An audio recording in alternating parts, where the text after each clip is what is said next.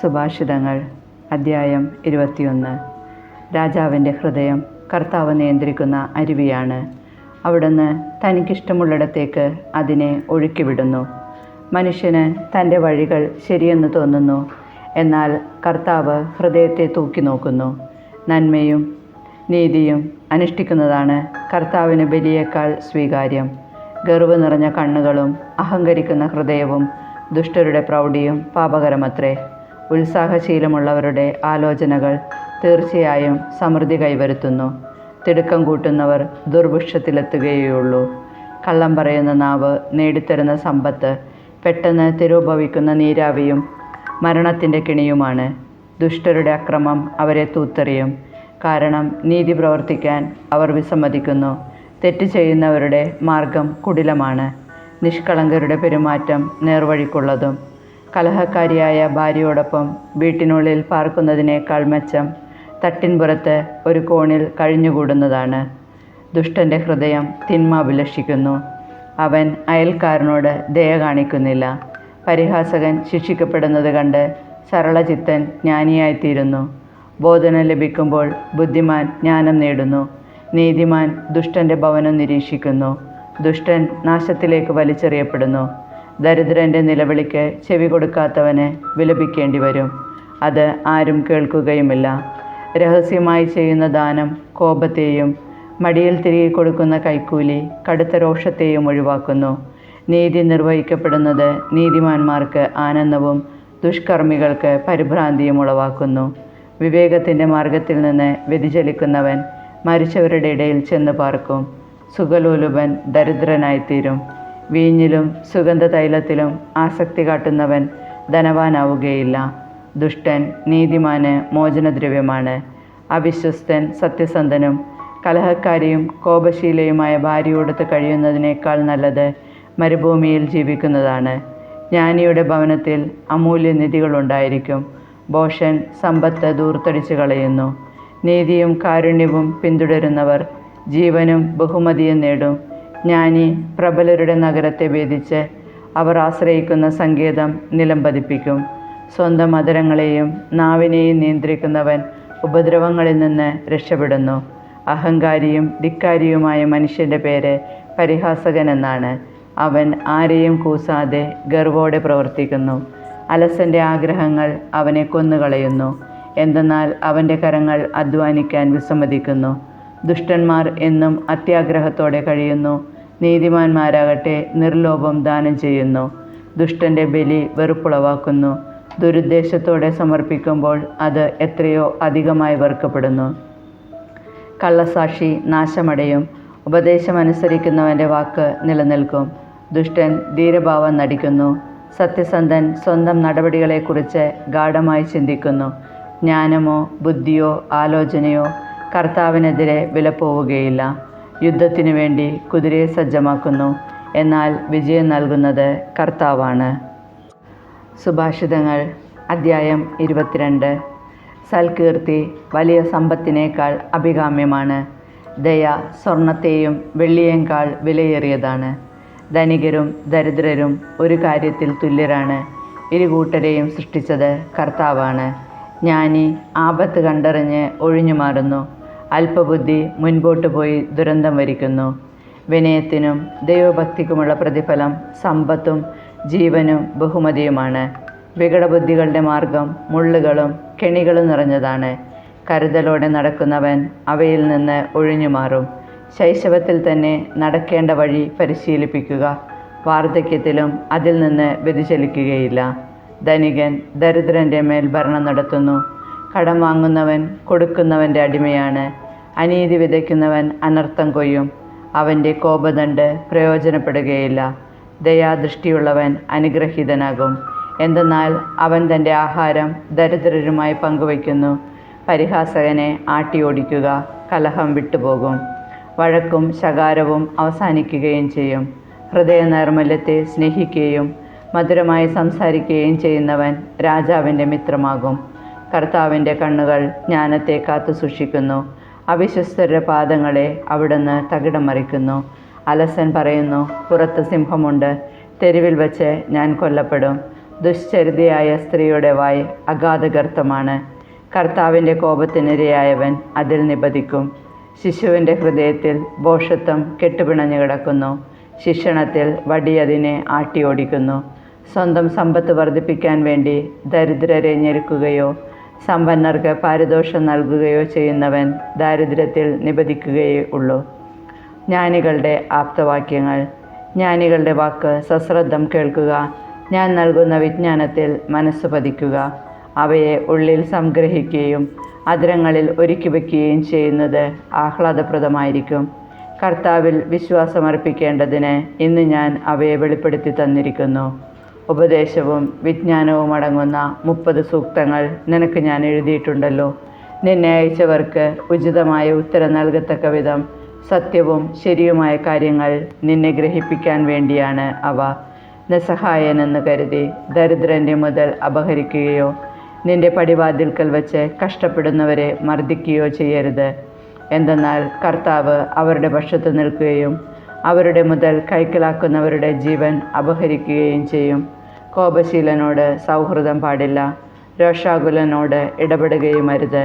അങ്ങനെ ചെയ്താൽ നീ അവൻ്റെ ശീലങ്ങൾ കണ്ടുപിടിക്കുകയും കെണിയിൽ കുരുങ്ങിപ്പോവുകയും ചെയ്യും. അന്യർക്കു വേണ്ടി വാക്ക് കൊടുക്കുകയോ ജാമ്യം നിൽക്കുകയോ ചെയ്യുന്നവരുടെ കൂട്ടത്തിൽ ഉൾപ്പെടരുത്. കടം വീട്ടാൻ വകയില്ലാതെയായി നിന്റെ കിടക്ക പോലും നഷ്ടപ്പെടാൻ ഇടയാക്കുന്നതെന്തിന്? പിതാക്കന്മാർ പണ്ടേ ഉറപ്പിച്ചിട്ടുള്ള അതിർത്തിക്കല്ല് മാറ്റരുത്. ജോലിയിൽ വിദഗ്ധനായ ഒരുവനെ നോക്കൂ. അവന് രാജസന്നദ്ധിയിൽ സ്ഥാനം ലഭിക്കും. അവന് സാധാരണക്കാരോടുകൂടെ നിൽക്കേണ്ടി വരികയില്ല. സുഭാഷിതങ്ങൾ അധ്യായം 23. ഭരണാധിപനോടൊപ്പം ഭക്ഷണത്തിനിരിക്കുമ്പോൾ നിന്റെ മുൻപിലുള്ളതെന്താണെന്ന് ശ്രദ്ധിക്കുക. ഭക്ഷണക്കൊതിയനാണെങ്കിൽ നീ നിയന്ത്രണം പാലിക്കുക. അവൻ്റെ വിശിഷ്ട വിഭവങ്ങളിൽ കൊതിവെക്കരുത്, അത് നിന്നെ ചതിക്കും. സമ്പത്ത് നേടാൻ അമിതാധ്വാനം ചെയ്യരുത്. അതിൽ നിന്ന് ഒഴിഞ്ഞു നിൽക്കാൻ വേണ്ട വിവേകം കാണിക്കുക. സമ്പത്തിന്മേൽ കണ്ണുവയ്ക്കുമ്പോഴേക്കും അത് അപ്രത്യക്ഷമാകും. കഴുകനെപ്പോലെ ചിറക് വച്ച് ആകാശത്തിലേക്ക് പെട്ടെന്നത് പറന്നു പോകുന്നു. പിശുക്കൻ തരുന്ന ആഹാരം കഴിക്കരുത്. അവൻ്റെ വിശിഷ്ട വിഭവങ്ങൾ കൊതിക്കുകയുമരുത്. എന്തെന്നാൽ അവൻ മനസ്സിൽ എണ്ണി നോക്കുന്നുണ്ട്. തിന്നുക കുടിക്കുക എന്ന് അവൻ പറയുമെങ്കിലും അവന് ആത്മാർത്ഥതയില്ല. കഴിച്ച ഭക്ഷണം നീ ഛർദ്ദിച്ചു കളയും. നിന്റെ നല്ല വാക്കുകൾ പാഴായിപ്പോവുകയും ചെയ്യും. ഭോഷൻ കേൾക്കെ സംസാരിക്കരുത്. നിന്റെ വാക്കുകളിലെ ജ്ഞാനത്തെ അവൻ നിന്ദിക്കുകയേ ഉള്ളൂ. പണ്ടേയുള്ള അതിർത്തിക്കല്ല് മാറ്റുകയോ അനാഥരുടെ നിലം കയ്യേറുകയോ അരുത്. എന്തെന്നാൽ അവരുടെ സംരക്ഷകൻ ശക്തനാണ്. അവിടെ നിന്ന് നിങ്ങൾക്കെതിരായി അവരുടെ പക്ഷം വാദിക്കും. നിന്റെ മനസ്സ് പ്രബോധനത്തിലും കാതുകൾ വിജ്ഞാനം നിറഞ്ഞ വചനങ്ങളിലും ഉറപ്പിക്കുക. കുട്ടിയെ ശിക്ഷിക്കാൻ മടിക്കേണ്ട. വടികൊണ്ട് അടിച്ചെന്ന് വെച്ച് അവൻ മരിച്ചു പോവുകയില്ല. അടിക്കുമ്പോൾ നീ അവൻ്റെ ജീവനെ പാതാളത്തിൽ നിന്ന് രക്ഷിക്കുകയാണ്.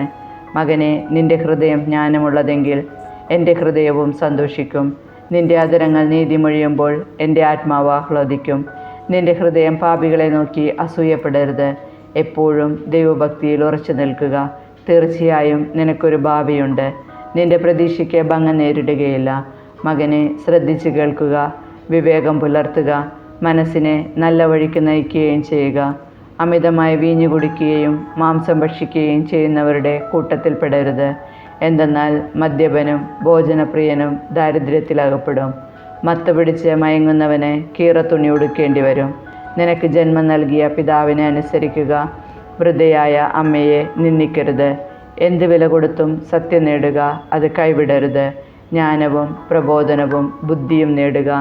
നീതിമാൻ്റെ പിതാവ് അത്യധികം ആഹ്ലാദിക്കും. ജ്ഞാനിയായ പുത്രനെ ലഭിച്ചവൻ അവനിൽ സന്തുഷ്ടി കണ്ടെത്തും. നിന്റെ മാതാപിതാക്കൾ സന്തുഷ്ടരാകട്ടെ. നിന്റെ പെറ്റമ്മ ആഹ്ലാദിക്കട്ടെ. മകനെ, ഞാൻ പറയുന്നത് ഹൃദയപൂർവ്വം കേൾക്കുക. എൻ്റെ മാർഗം അനുവർത്തിക്കുക. വേശ്യ ഒരു അഗാധഗർത്തമാണ്, സ്വൈരിണി ഇടുങ്ങിയ ഒരു കിണറും. അവൾ കവർച്ചക്കാരനെ പോലെ പതിയിരിക്കുന്നു. പുരുഷന്മാരുടെ ഇടയിൽ അവിശ്വസ്തരുടെ എണ്ണം വർദ്ധിപ്പിക്കുന്നു. ദുരിതവും ദുഃഖവും കലഹവും ആവലാതിയും ആർക്കാണ് അകാരണമായ മുറിവുകൾ? ആരുടെ കണ്ണാണ് ചുവന്ന് കലങ്ങിയത്? വീഞ്ഞു കുടിച്ച് സമയം പോക്കുന്നവർക്കും വീഞ്ഞ് കലർത്തി രുചി പരീക്ഷിക്കുന്നവർക്കും തന്നെ. ചഷകങ്ങളിൽ വീഞ്ഞ് ചമന്ന് തിളങ്ങി കവിഞ്ഞൊഴുകുന്നത് നോക്കിയിരിക്കരുത്. അവസാനം അത് പാമ്പിനെ പോലെ കടിക്കുകയും അണലിയെപ്പോലെ കൊത്തുകയും ചെയ്യും. അപ്പോൾ നീ വിചിത്ര കാഴ്ചകൾ കാണുകയും വികടത്വം ജൽപ്പിക്കുകയും ചെയ്യും. നീ നടുക്കടലിൽ അകപ്പെട്ടവനെ പോലെയും പാമരത്തിൻ്റെ മുകളിൽ തൂങ്ങിക്കിടക്കുന്നവനെ പോലെയും ആയിത്തീരും. നീ പറയും, അവർ എന്നെ അടിച്ചു, എനിക്ക് വേദനിച്ചില്ല. അവർ എന്നെ പ്രഹരിച്ചു, എനിക്കേറ്റില്ല. ഞാൻ എപ്പോഴാണ് ഉണരുക? ഞാൻ ഇനിയും കുടിക്കും. സുഭാഷിതങ്ങൾ അധ്യായം 24. ദുഷ്ടരെക്കുറിച്ച് അസൂയ തോന്നരുത്. അവരോട് കൂട്ടുകൂടാൻ ആഗ്രഹിക്കുകയുമരുത്.